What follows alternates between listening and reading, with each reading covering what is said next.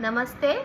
सही तरीके से लिए गए आहार के परिणामों के बारे में आयुर्वेद में चरक संहिता में कहा गया है कि प्राणाः प्राणभूतानां अन्नं लोको अभिधावति, वर्ण प्रसाद सौश्वर्यम जीवितम प्रतिभा सुखम, तुष्टि पुष्टि बलम मेघा सर्वमन्ने प्रतिष्ठितम। यानी सभी प्राणियों के प्राण अन्न पर ही निर्भर होते हैं।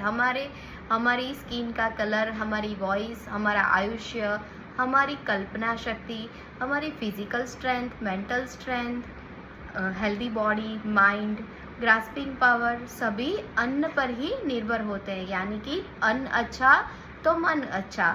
आहार सेवन के समय हमें इन 8 बातों का ध्यान रखना आवश्यक है।